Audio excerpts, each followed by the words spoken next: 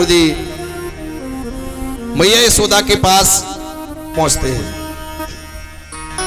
कस के पकड़े श्याम, यशोदा मैया को कन्हैया सौगंध खिला के आई कि मुझे मारना नहीं, तो मैया मारेगी नहीं, लेकिन कस के कलाई पकड़ ली। कस के पकड़े श्याम दई मीठी सी गारी, हरि को बांधन ही तो कचन ते डोरी निकारी। ठाकुर जी की कलाई पकड़ ली, एक रस्सी निकाली, कन्हैया को बांधूगी, क्योंकि मारने की पिटाई करने की तो सौगंध दे चुका है, मुझे मारना नहीं, लेकिन आज दारी के कन्हैया तुझे सारे दिन के लिए बांध दूं। रस्सी निकाली, ठाकुर जी माधव भगवान बिहारी उखल से खड़े हैं। मैया बांधने के लिए जो ही लपेटा लगाती है, सुखदेव जी महाराज कहते रस्सी 2 अंगुल छोटी पड़ जाती है। दूसरी रस्सी मंगाई, रस्सी से रस्सी को जोड़ा और फिर लपेटा लगाया, सज्जनों रस्सी फिर 2 अंगुल छोटी पड़ गई। या यूं कहा जाए घर में जितनी रस्सी थी सभी इकट्ठी करी। गोपाल भगवान की माया ऐसी है, रस्सी में रस्सी तो जुड़ती चली जा रही है, लेकिन जब लपेटा लगाया जाता है तो रस्सी 2 अंगुल छोटी पड़ जाती है। महाराज परीक्षित कहते हैं ये 2 अंगुल रस्सी छोटी क्यों पड़ जाती है? सुखदेव जी महाराज परीक्षित से कहते प्यारे ये 2 अंगुल माया का भाव है।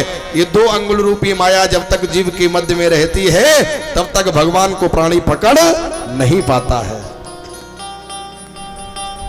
जब माया से दूर हो जाता है तब प्रभु जो है उसके बंधन में बंध जाते हैं। ठाकुर जी ने मैया से कहा मैया तू ये सब रस्सी छोड़ दे, मैं पहली वाली से ही बंध जाऊं। सबरी रस्सी छोड़वाई, प्रभु ने मैया पर कृपा करी, उसी रस्सी में ठाकुर जी जो है उखल से बंध गए। बोली उखल बंधन सरकार की जय हो, बोली बांके बिहारी लाल की जय। सज्जनों, भगवान मुरली मनोहर माधव उखल से बंधे हुए हैं। मैया गुस्से में जो है बंधा हुआ कन्हैया को छोड़ के अपने गृह कार्य में लग गई। काफी समय तक कन्हैया बंधे रहे। तब तक क्या हुआ, ग्वाल वालों ने आकर के आवाज लगा दी, अरे भैया चलो यमुना के किनारे काली दह पे खेल खेलेंगे चल के। भगवान कन्हैया ने कहा दारी के कैसे खेल खेलो जाए? मैया मेरी उखल से बांध गई। ग्वालों ने कहा कि लाओ मैं तुम्हारी रस्सी को खोल दूं। भगवान कहते नहीं नहीं मेरी रस्सी मत खोलो। क्यों? मेरी मैया ने मुझे बांधा है और मैया ही छोड़े तब ही छोड़ी जाए, नहीं तो मैं कहूं से रस्सी छोड़वाऊं नहीं।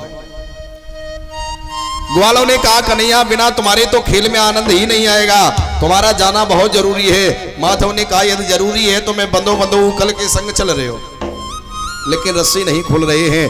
ठाकुर जी आज उखल से बंधे हुए ग्वाल वालन के संग में काली दह की ओर यमुना मैया के किनारे जा रहे हैं। सुखदेव जी महाराज कहते हैं रास्ते में क्या देखा, यमलार्जुन के 2 वृक्ष खड़े हुए हैं। भगवान माधव यमलार्जुन के वृक्ष के मध्य से निकल गए, लेकिन उनका उखल फंस गया। उखल में जो ही ठाकुर जी ने झटका लगाया तो यमलार्जुन के वृक्ष उखड़ के गिर गए। सुखदेव जी कहते हैं भगवान के उखल के द्वारा यमलार्जुन के वृक्षों का उद्धार हुआ। बोलिए भक्त वत्सल भगवान की जय हो, बोलिए वृंदावन बिहारी लाल की जय। सुखदेव जी ने जब ये कहा कि भगवान के द्वारा यमलार्जुन के वृक्षों का उद्धार हुआ, तो परीक्षित जी कहने लगे महाराज ये यमलार्जुन के वृक्ष कौन है, जरा इनकी कथा हमको श्रवण दर्शन कराओ। भागवत जी में लिखा है, सुखदेव जी कहते हैं पुरा नारद साफेन वृक्षता प्रापितो मदातु नलकुवल मणिग्रीवा बिति श्रीयान्वितो। ये यमलार्जुन के जो वृक्ष है अपने पूर्व जन्म में कुबेर के पुत्र थे जिनका नाम था नलकुवल और मणिग्रीव। एक बार यमुना के किनारे ये कुबेर के पुत्र नलकुवल मणिग्रीव दोनों ही खड़े हुए थे। यमुना के जल में ब्रजांगनाएं स्नान कर रही थी, तभी नारद बाबा का आगमन होता है। नारद बाबा को देख करके ब्रजांगना यमुना मैया से निकल के अपने वस्त्र आभूषण पहन के बाबा नारद को प्रणाम करती हैं लेकिन कुबेर के पुत्रों ने जो है बाबा नारद को प्रणाम नहीं किया। जब बाबा को प्रणाम नहीं किया तो बाबा नारद ने श्राप दे दिया, तुम वृक्ष की भांति खड़े हो, तुम्हें झुकना नहीं आता, संतों का जो है आतिथ्य प्रणाम करना नहीं आता, स्वागत करना नहीं आता। तो बाबा नारद ने श्राप दे दिया, जाइए तुम वृक्ष बन जाओ। जब इन्होंने जाना, नारद बाबा ने हमें श्राप दिया है, नारद बाबा के चरणों में गिर के अनुनय विनय निवेदन किया तो देवर्षि नारद ने कह दिया कि तुम्हें वृक्ष तो बनना पड़ेगा, लेकिन द्वापर में कृष्ण अवतार में जो है भगवान कृष्ण के सानिध्य में आकर के तुम्हारा बेड़ा भवसागर से पार हो जाएगा। बोलिए भक्त वत्सल भगवान की जय हो, बोलिए सांवरी सरकार की जय हो। सज्जनों,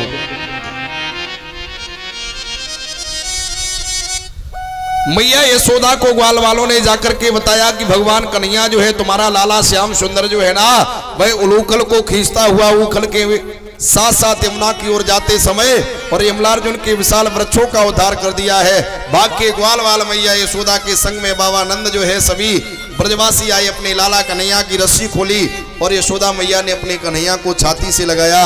महाराज सुखदेव जी कहते, मैया यशोदा ने जब यमलार्जुन के बड़े विशाल वृक्षों के मध्य अपने प्यारे कन्हैया को देखा तो मन में विचार कर लिया, जब से मेरा कृष्ण गोकुल में जब से इसका अवतार हुआ है तब से नित्य प्रतिदिन कोई ना कोई ऐसी लीला होती है। 6 दिन की उम्र में सक्टासुर का संहार किया, पूतना का संहार किया, तृणावर्त का संहार किया, कागासुर का संहार किया और नाना प्रकार से दुष्टों का दमन करने के बाद आज यमलार्जुन के विशाल बड़े बड़े वृक्षों से मेरा कन्हैया बच गया। तो मैया यशोदा ने बाबा नंद से कहा कि बाबा मुझे ये लग रहा है मेरे कन्हैया के लिए ये गोकुल की भूमि पुण्यदायी नहीं है, इस जगह का त्याग करके अन्यत्र कहीं नगर बसाएंगे चल के। तब तो सभी ब्रजवासियों ने भी मैया यशोदा के भाव को श्रवण करके सभी गोकुलवासी यमुना किनारे जहां तुलसी के वृंद हैं, वृंदा के वन हैं, तुलसी के वन हैं, उस नगर में जाकर के अपना सुंदर नगर बसाया, जिस नगर का नाम वृंदावन हुआ। बोलिए वृंदावन धाम की जय हो, बोलिए माखे बिहारी लाल की जय हो, बोलिए सांवरी सरकार की जय। सभी लोग भाव से वृंदावन की महिमा को गाएंगे कि अरे मन चल वृंदावन धाम और रटेंगे राधे राधे। अरे मन चल वृंदावन धाम रटेंगे राधे राधे।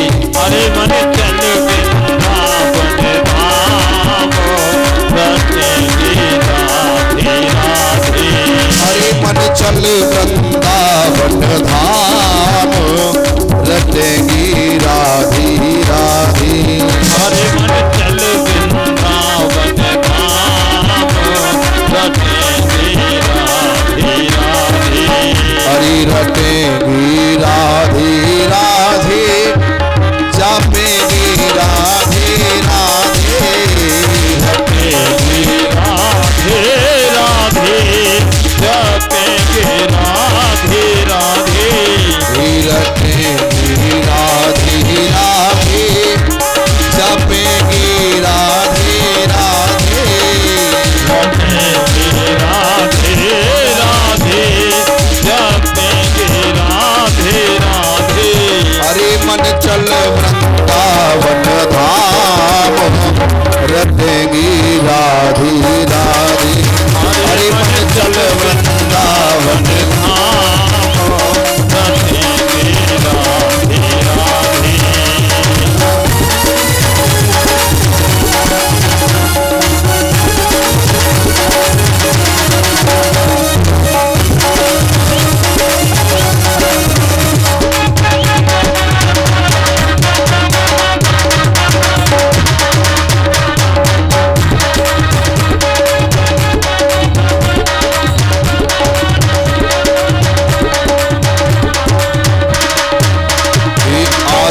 के फूल खिलेंगे जब श्यामा श्याम मिलेंगे।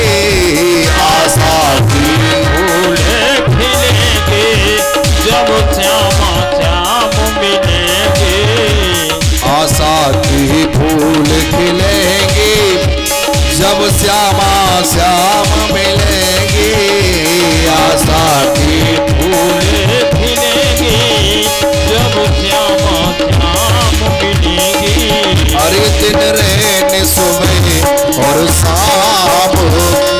रटेगी राधी राधी। अरे दिन है सुबह और शाम रटेगी राधी राधी।